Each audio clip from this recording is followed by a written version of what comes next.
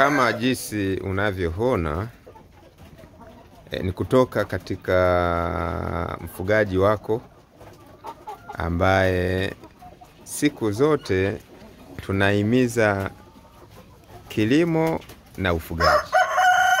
Na tunahimiza si kwamba sisi wenyewe hatufugi, hapana.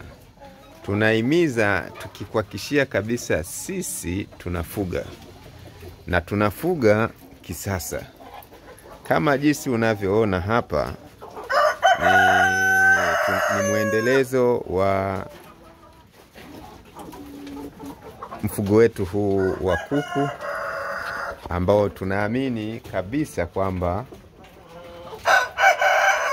kuku ni biashara kama biashara zingine. Kuku ni biashara kama biashara nyingine. Na ukisema ujikite moja kwa moja katika mfugo huu wa kuku, ni kabisa kwamba lazima utatoka kibiashara. Na ni lazima utatoka kibiashara kwa sababu ukizingatia changamoto za kuku na ukajikita kupambana na hizo changamoto, hakuna biashara yoyote ile ambayo kimsingi unaweza ukaifanya kukosa changamoto.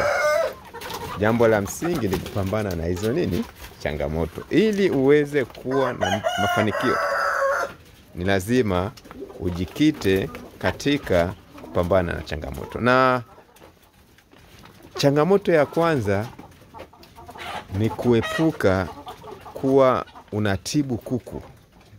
Tunaongea kila siku. Ni kuepuka kuwa unatibu kuku na kujikita katika kutoa kinga.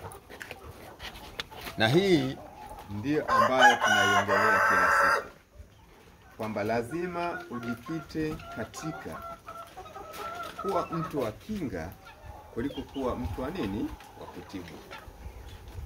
Ukijikita katika vitu kama hivyo, mfugo wa kuku tayari una uhakika wa kufuga na kukuletea na mafanikio. Sisi tunafuga, na kama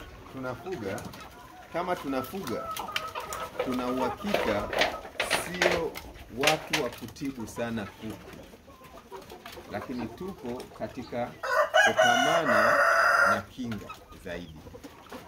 Na ndio maana tunafanikiwa, sio watu wa kutibu kila siku. Sasa wewe mfugaji wangu, lazima ujue changamoto wa kuku ili uweze kuwa mfugaji mzuri. Na changamoto wa kuku tulishasema katika vipindi vyetu vinavyokuja, lakini sasa tunataka tuanze tena pale tulipoishia kwa mafunzo rasmi ya biashara ya kuku.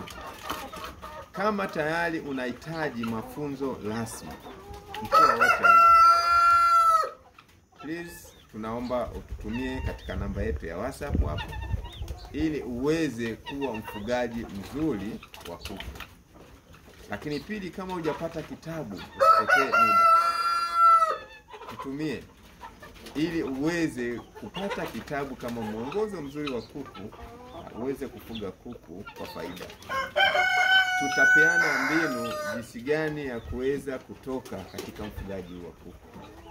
Karibuni sana, endelea kuwa na sisi katika ufugaji wa kuku. Asante sana.